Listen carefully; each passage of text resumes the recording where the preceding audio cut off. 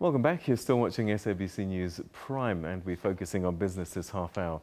The credit downgrades will have an impact on workers, rendering them poor in the wake of an already pedestrian economy. Let's get a reaction from the Future of Work conference in Geneva and Switzerland. Our reporter Liabo Setho is attending this conference.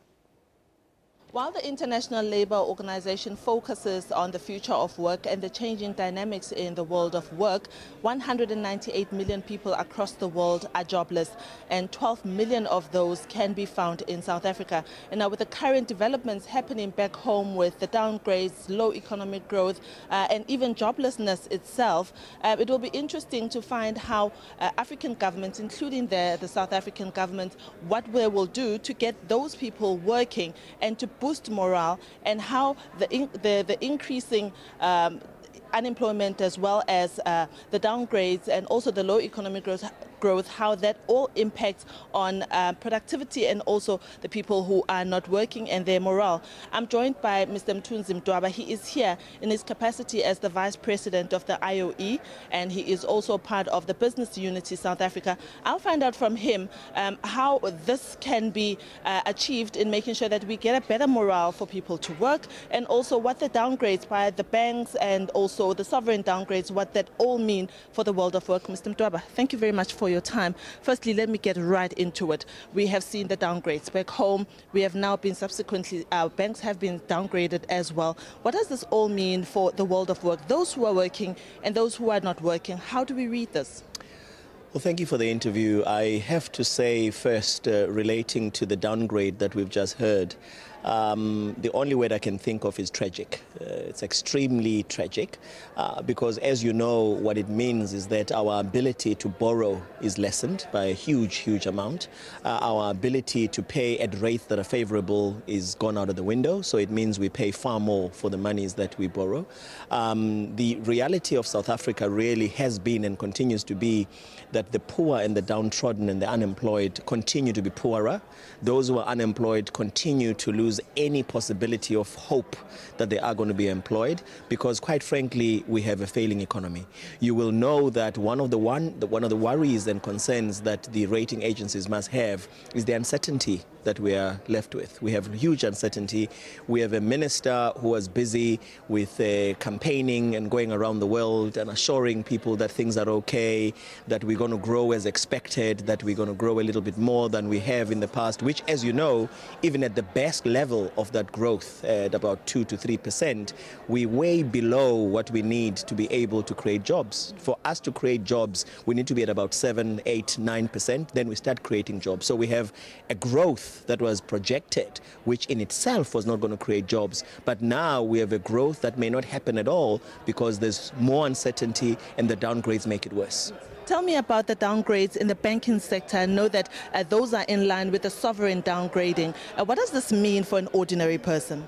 Well, for an ordinary person, it basically means that we have a poorer economy. I think let's start that is your ability to access finance is lessened. You have to be aware that just the last few days, following the reshuffling announcement, we lost something in the order of about 60 billion in the banks. 65 billion was lost. You must also know that the rand has been plummeting since that day. It's worse when you have a situation where we have in our top 6 what seems to be discordance, what seems to be disagreement. I mean, it's evident that there's war. It's evident that the leadership of the country doesn't get along. When you have 2, I would say, siding with the president, because the president is part of the 6, and then you have 3 who say, we were not consulted, we don't agree with this is completely unacceptable. And then a few days later they come back and they say, well, it was a mistake, we shouldn't have disagreed like that. It's no longer about that. We're playing games, and we're playing games with people's lives. Let's talk about the role of organized business in this instance. What can it do? What would it like to see? Because we are part of a global community, and we also do want how we are seen as South Africa to improve. What do you think should be done from a business perspective? Well, from a business perspective, business has always got to be counted as well. We can't be pointing fingers and not doing the things we should be doing. As business, I think we also have a responsibility to ensure that we close those levels of inequality, you know, the disparity that we have between the very rich and the very poor. You know, even in the workplace, the ones who earn the hundreds of millions. I mean, just the other day, I think the outgoing CEO of Checkers got 100 million as a thank you to say you've done good work. I mean, the guy should be rewarded. All of us should be rewarded, you know, for good work. But 100 million is somewhat excessive. It's very excessive, not even somewhat. It's extremely excessive. It goes to the point of, you know, you sort of putting your finger on the poor and saying, well, look at me now. I'm going to collect everything and leave nothing for everybody. So business must play a role. However, business always needs certainty.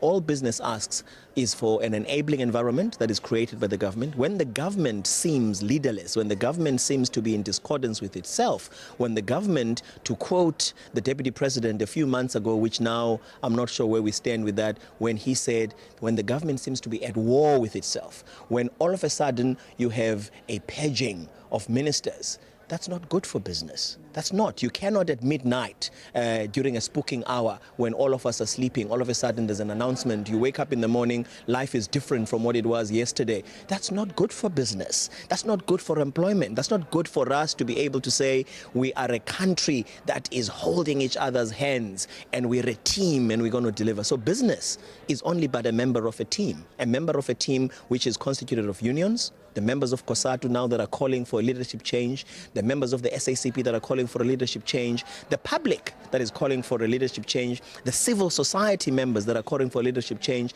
We are all members of a team, and all of us can only be as good as members of a team and delivering and executing as a team. Mr. Mdwaba, thank you very much for making time to speak to us. I appreciate it. Thank you very much. That was Mthunzi Mdwaba. He's here at the ILO Future of Work event in Geneva, Switzerland, in his capacity as the Vice President of the IOE, representing South Africa.